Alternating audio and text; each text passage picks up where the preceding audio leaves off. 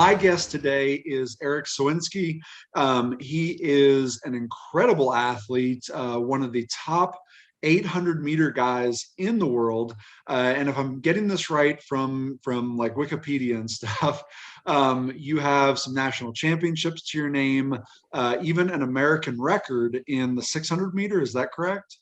Yep, it's since been broken, but I'm the Okay. former American record holder. So All right. Well, they're made to be broken. Eric, welcome to my vlog. thanks for having me. Now, if you are watching this and you're going, whoa, wait, 600 meters, Eric Sowinski, what is this?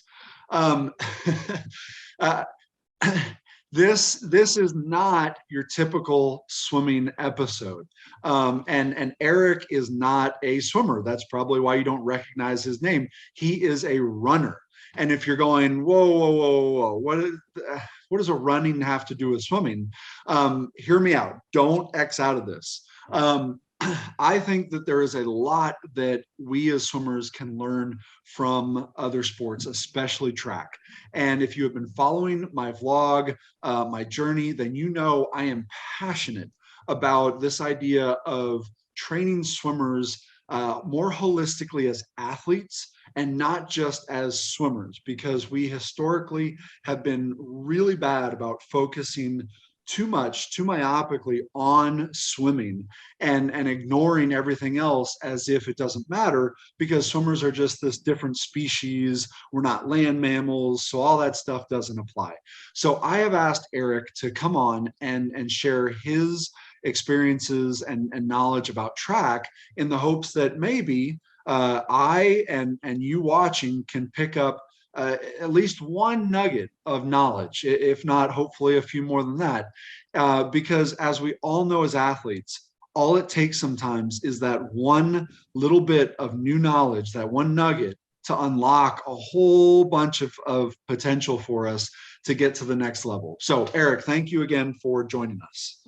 Of course. So let's get right into this. I read your bio a bit and I saw that you are 32 years old, right? Yep. Okay. Now, as you and I were talking about before, I'm 41.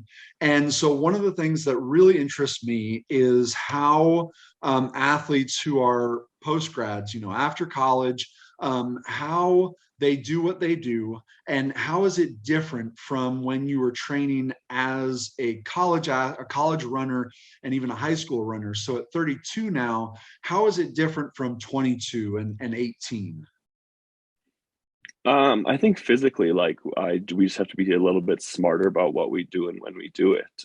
Obviously, getting older and being an 800-meter runner, like it's still a pretty speed-based event in track and Yeah. field. So I've been pretty fortunate that I've been pretty just fast in general throughout my career, and it's something that we've been able to maintain. So I can still do a lot of the workouts that I used to do when I was, 20, 21, 22 years old, but we have to be a little bit smarter about when we do them and how often we do them. So I've been with my same coach since 2008, since my freshman year.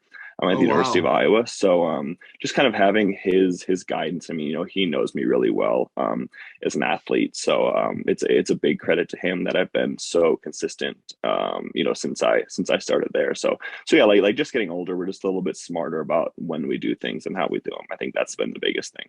Now, put it in perspective for me.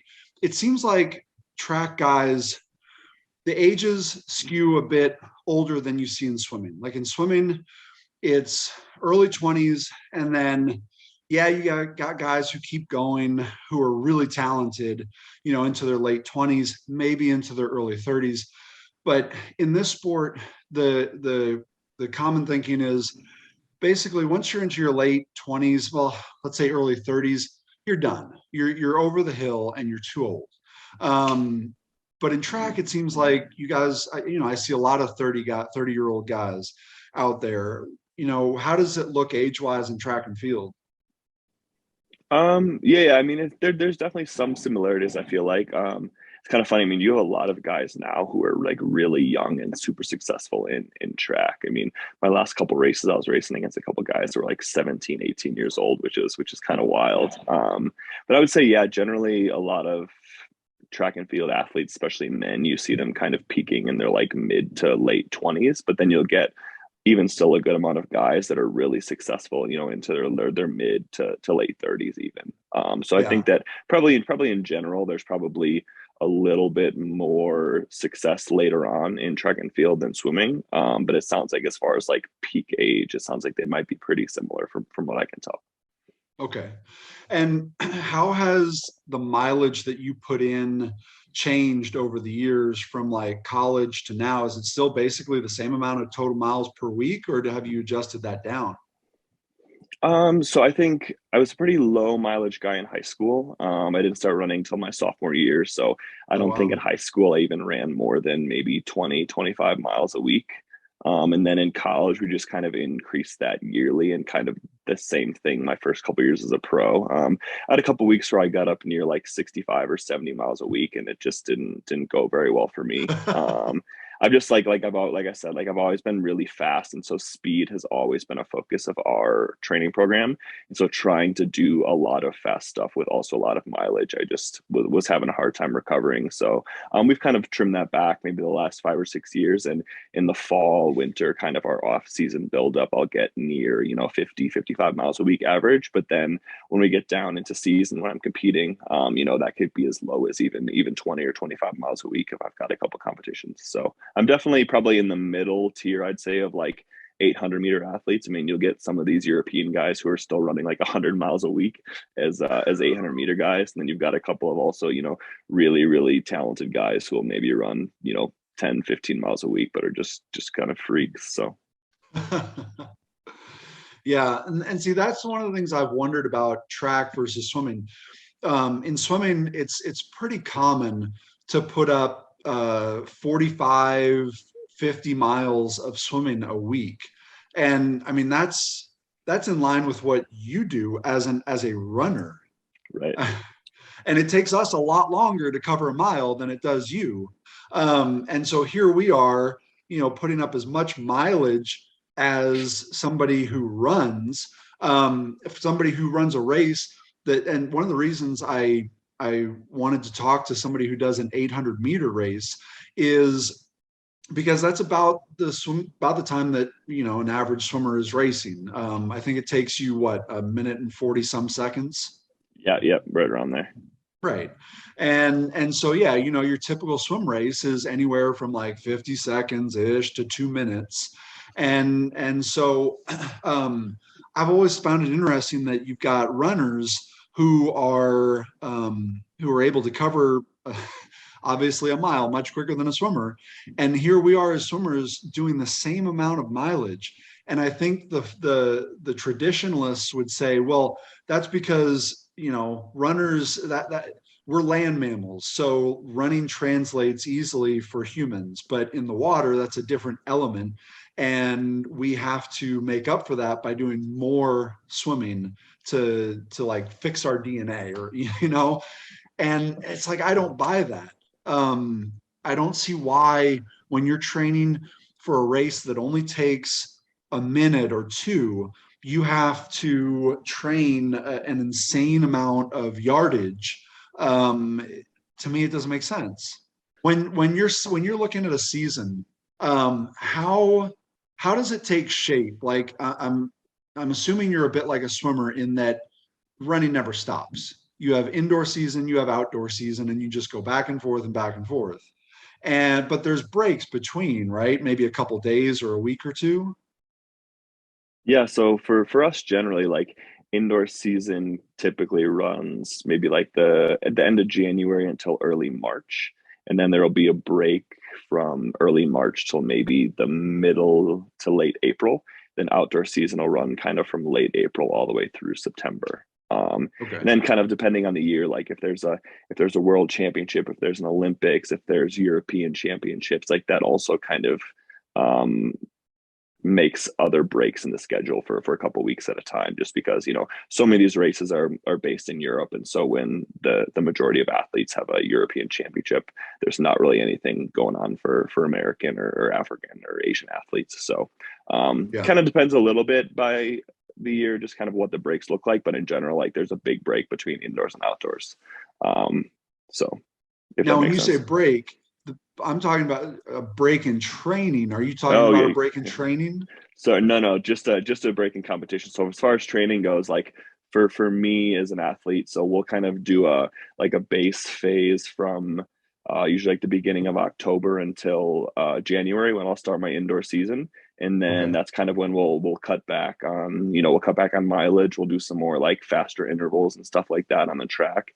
Then we'll get into racing, and I'll kind of do that from January and through March. And then from the middle of March until maybe late April, we'll kind of get back into another kind of like base phase. So Yeah. the way we've always done training is like, I'll try and peak for like a US indoor championships, and then I'll try and peak for a US outdoor championship. So we'll kind of try to do like two peaks and then kind of maintain throughout that. But like me personally, like I race a lot compared to most 800-meter guys. Like it's not anything for me to race, 30 plus times a year, where some Oh, of these other wow. guys will so where some of these other guys will race, maybe 10 times. But just kind of something like I enjoy the competitive aspect, and kind of I also get a lot out of racing. Like it just seems to help me Yeah.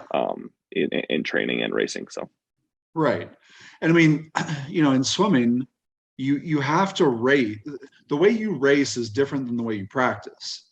And you have to race in order to understand where you're at, what you're good at, what you're bad at, and then go make adjustments. And there's nothing, you can't simulate racing in practice. You have to get out there in order to race, you have to practice racing. And so I'm with you. Although in swimming we don't have that many opportunities, like 30 opportunities a year to race, but I try to race about 15 times a year, and that's a little bit on the high side. Now, when you talk about base building, when you come back, let's say after a little break, maybe a few days off or something from a season, because you just had your big, let's say US indoor championships. Um, do you ease back into it very gently, like with drills and some prehab and some very low mileage, and then ramp it up, or how does that look? yeah, so kind of after the entire season ends in September, like me, like I'll usually take about a week or 10 days completely off now. It's just kind of Okay. something that I've gotten, like my body and mentally, I've just kind of need that after going for 9 months straight. So like generally I'll take like 10 days off, and then, I'll start running every day, but it'll just be like, 3-4 miles, just easy running for a week or two. And that's kind of when we also start like reintroducing getting in the weight room. So like the weight room is a big thing for me, so I'm in there 3 times a week. Yeah. And then kind of after like 2-3 weeks of just running and lifting, then I'll get back on the track and start doing like some lighter speed stuff and whatnot. But as far as like prehab and all that stuff kind of goes, like I've got the same routine I do every single day, so that really doesn't change for me at all during the year. So it's Yeah. more just like the workouts transitioning from like a base phase of just running, and then we'll get into some faster stuff after getting that base underneath us. Yeah. How big is like drill work and technical work in what you do? Big, and I think it's big for a lot of 800 runners because it's such a fast race yet. Like there's a huge speed aspect. So before any day that I'm on the track, like I do the same dynamic warm up and that kind of stuff. Yeah. And then, but even then, like we're doing a lot of I don't know if you know like wickets or acceleration lines or anything like that, but it's kind of Yeah. like a so like I'll do a lot of that. I'll do a lot of like hops and bounds and a lot of like plyometric stuff. Just kind of so like our big thing has always been like what's the lowest hanging fruit that I can grab to still improve. And for me, like speed has always been that thing. So like it's kind of funny, a lot of distance runners like hate to say that they're doing speed work for some reason, because I don't know if like people translate that to like I'm peaking at this point. But I mean, we start speed from the first week of practice, and I'm doing speed days on the track every week. So Yeah. Every swimmer's dream is to be a 50 freestyler and have, those easy splash workouts where they get wet and they go home. That's the perception of sprinters and swimming. And everybody has that dream, even the milers. But there are very few who can pull it off. Um, and so you said like 3 to 4 miles, in the beginning, a week, or sorry, a day, just kind of easing back into it. Um, then once after the first couple of weeks, and you're really like when you're in the thick of it, the hardest training, you said you're doing maybe 50 miles a week. Between 50 and 60, somewhere in that range. So Okay. And now what do you know? To me, track always seems so similar because we're either running or swimming similar distances, right? You're swimming the 200 meter, you're running the 200 meter, and so in my mind, I think a lot of swimmers' minds like, okay, track athletes probably train the same way. They do 10 200s on like 2 minutes and 30 seconds or what. That's a very typical swimming set. What does it look like what does a tough set look like for you? so that'll still kind of depend on like the time of year. So if we're in like a build up, like my long workout on the track could be something like do a lot of like 600. So maybe do like a 600, take 3 minutes rest, and then do three 300s with 90 seconds rest. And we'll kind of do multiple sets of that. So that'll kind of be like the longer intervals that I'll do on the track. And then as we transition to like later in the year, like one of our main workouts before any race I do is we'll run 3 sets of three 200s with 75 seconds rest between the reps, and then like 5 minutes between the sets. And I'll generally do that at like what my race pace is going to be. So that's kind of a big one when we'll get into that. And then there's sometimes during the year, like we'll do like a 400, 300, 400, 300 with like 6 to 8 minutes rest. And those reps are like pretty close to all out. So I would say like Wow. that kind of workout is like the most intense that we'll do during the year, where I've got, 4 reps that are like at my race pace or faster. Gotcha. Now, it doesn't sound like you do much of what swimmers do, which is really tight interval touch. We call it touch and go kind of swimming, where you might do 50 100s on a minute, and you're coming in at 58 seconds, seeing that kind just and going, damn it, and just going. That you don't do a lot of that. No, I know there are some athletes who do some work like that, where they'll do like having to cover a 200 in 30 seconds, but however you want to do it is how you want to do it. But as far as like our training goes, like we don't do a lot of stuff like that. But I do know that there are athletes that do similar things in the track and field world. Huh. Now, I guess I'm curious, is it common to see that kind of stuff, or are those guys kind of outliers? Probably more outliers than not. But I guess I also don't know like exactly how a lot of athletes do their training. Like obviously like there's guys that'll run, 20 by 400 off of a minute rest, but I wouldn't say that they're trying to like they're not doing it like, oh, I have to be starting a rep every 2 minutes, if that makes sense. So if I run one in 50 seconds, I get a minute 10 rest. Or if I run it in a minute 30, then I only get 30 seconds rest. So I think that's what you're saying that you guys would do, right? Yeah, I mean, what we do, excuse me, it's very interval, firm, specific. Like you stick to the interval, and if it's 3 minutes, whatever it is, then and you get a minute rest, great. If you get 30 seconds rest, that's what you get. Like that's what you get, but it sounds like a lot of what you do is more like you get a set amount of rest, and it's not, okay, this is the interval. Yeah. So like we'll do like a lot of things where it's like, hey, I'll run 8 by 400, and the goal is to run somewhere between start at maybe 62, get down to 58. But I'll have like a static 1 minute rest throughout the entire workout. So we just Mhm. do a lot of like the rest is pretty set. Gotcha. Gotcha. Interesting. And how much like for those big practices, how much warm up are you doing to before you do something like that? It's probably a solid hour.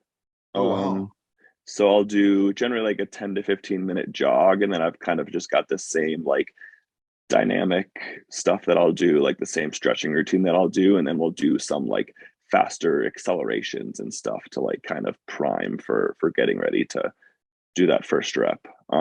Because I mean, for us, like a lot of these big races, like there's races where they call us into, you know, the call room 40 minutes before the race. So you kind of have to get like you've got to get warmed up before you get into that call room, because sometimes it's this like 10 foot by 10 foot box that you're in, and they can't do a whole heck of a lot while you're in there. So yes, there's a lot of just kind of like playing with what works. But I would say generally for like a big workout or a race, somewhere between an hour and 70 minutes is kind of my sweet spot for warming up. Wow. Okay. Now that you brought up something that I hadn't put on my list of questions, but it's a really good one. 40 minutes is how long you're forced to be kind of out of warm up before a race. But swimmers typically we shoot typically the standard is like 30 minutes. You finish your warm up and you want it to be 30 minutes before you race. I skew more to like 40 or 45 minutes. But is where do you fall on that? Like, are you good with 40 minutes? Is that a really good number for you, or do you wish it was less? If I'm not able to do much, like I'd prefer it to be somewhere probably in that like 15 to 20 minute range. Oh, okay. Just for me, like being able to, you know, kind of like do some strides, do some accelerations. Like I don't like being cooped up, and I feel like I don't stay as warm if I've got that kind of extended period. So yeah, for me, like 15, 20 minutes would probably be perfect in my eyes, but logistically it doesn't work like that. So Right, right. Now you do have some swimmers who they like to get out of the pool and right up on the block, and just boom, straight to it. Um, okay, so going back to your training, um, I want to know more about lifting. How many times a week do you lift? 3 times. So I'll do that generally Monday, Wednesday, Friday, which also lines up with like my harder workouts on the track. Okay, and does it alternate at all, like upper, lower, upper, or is it full body? They're usually full body, but Monday, Friday is more like faster and heavier. So we'll do a lot of like cleans and snatch and squats and stuff like that. A lot of the Olympic lifts are Monday, Friday, and then Wednesday for me is generally more of like a full body circuit. So Interesting. Okay. So more of a circuit. So is that like more endurance based for you? yeah, so we'll do anywhere from like 2 to 3 sets of. It's usually like maybe like this. So we'll pick like 3 lower body, 3 upper body, 3 core exercises, and we'll run through that circuit like 3 times. So Oh, okay. Okay. And now if you had like if there were two or maybe three movements in the weight room that you absolutely would never give up if you were changing what you were doing, what would those be? um hang clean for me would probably be number one. I just feel like with running and kind of like the just like extension you get through that, like I feel like for me it just I've I've never been hurt more than 2 days in a row. I've never missed more than 2 days in a row of running throughout my entire career. And I think Wow. that that's really just a credit to like a lot of the stuff we do in the weight room. Like I'm really strong. Like posterior chain has always been really strong. I think that cleans, like I've been able to develop that the last, you know, decade. And so I think that's probably been the biggest one for me would be that. We also do a lot of single leg stuff, like a single leg RDL with dumbbells. I think especially in a lot of like sprinters, mid distance guys, you do see a lot of like hamstring injuries. But I think Yeah. that that exercise that we do has really, you know, helped prevent that for me. Um, and then I'm trying to think what the last one would be. Um, Probably just like a squat or a leg press. I think that's just always been a pretty solid movement for me, just kind of in that same thing of, you know, that posterior chain, glutes, hamstrings, just keeping that strong for me has always been huge. So Yeah. Yeah. Okay, cool. What are the things that you do to focus on like early speed? so for me, like Mondays every week, it's like our fastest workout is like true speed. So like that could be anywhere from me running as low as like 30-meter reps up the way all the way up to like 200-meter reps. So like there's some practices where we'll do, you know, just 10 by 30 meters off of really, really short rest. That's kind of just working on, you know, getting out that first, you know, couple steps of the race. Right. So we'll do a lot of like faster stuff with really short rest is like how my speed days will go a lot of the time. So sometimes I'll run, 4 sets of 4 times 60 meters off of, 45 or a minute rest. So, but those are like 95% effort. Huh. Okay. So 4 times 4 sets. So after you get through 4 sets, you take a big break. Yeah. So after 4 reps, take maybe 5 or 6 minutes is generally like a set rest for us, and then go back into another 4 by 60 meters. Okay. Okay. Um, and then how do you train closing speed? So we'll do these things that my coaches always called in and outs, and we'll kind of do those on the same day. Like it'll be also on a speed day. Obviously, not the same day. We'd be doing like the 60 meters. Like this would be a separate workout, but we'll do like maybe like 150-meter reps, where the first 50 meters will be fast. Then the next 50 meters will still be fast, but we're like pulling back just a little bit, and then the last 50 meters trying to turn over and get faster from the 50 meters before that. So kind of like a fast slow fast, and working on that change of gears and closing a race fast. So that's always been a kind of a cornerstone to a lot of stuff that we do. Okay. Yeah. Actually sounds a bit similar to swimming. And sorry, jumping around a bit, but going back to the weight room, when you guys are doing reps of let's say squats or cleans or whatever it may be, um, is there a typical number of reps, or is it periodized where it's like more reps early in the season and then you get down higher weight, lower reps later in the season, or how does that work? Yeah, so it's definitely periodized, like as far as weight goes, and even just in like how the tempo of the reps go. So like in fall and winter, as we're leading up, like we'll do a lot of tempo squats, like 3 to 5 seconds down and then like 1 second up. So kind of just working on that muscular endurance in the weight room. Whereas when we get later into like competition season, it'll maybe be 2 or 3 sets of 2 to 3 reps, but it's going to be heavyweight and it's just a normal squat. So. Huh. Okay. And so just for to clarify for folks listening, 3 to 5 seconds down means you're slowly easing into your squat, takes about 3 to 5 seconds, and then you Yep. And spring then you're back up. firing up out of that. Yep. And then you're going right back down 3 to 5 seconds right after that Interesting. burst up. Yeah. That sounds, I mean, I've never tried anything like that. The closest I've come is like a box squat where I sit and I hold it for 2 seconds and then fire up to overcome that initial acceleration. But I've never done a controlled descent. What do you feel that works? I think like muscular endurance in the weight room, like it works that, and also just kind of getting that like that like prolonged elongation of those muscles, I think is huge. Just getting that strength. And so like we'll do the same thing as far as like single leg RDLs go. Like I'll hold 30 to 50 pound dumbbells depending on the time of the year, and we'll go 3 to 5 seconds down per rep, and then fire back up. So we do a lot of like single leg and tempo stuff in the weight room. I think that's really helped me. That sounds brutal. Yeah, it's rough. We had a couple times, man. I was trying to think, it was like 2013 to 2015, in the weight room we did a lot of, they were like goblet squats. So I'd stand on 2 benches and hold a dumbbell between my arms, and it'd be like 5 seconds down, 5 seconds up, but we do it for like 2 minutes. It was like 2 minutes at a time. That was the Oh, hardest thing I think I've ever done in the weight room. So oh, yeah, that sounds awful. I've done one-legged squats, and they're my least favorite thing to do, um, which probably means they're the best thing. But oh, it's just brutal.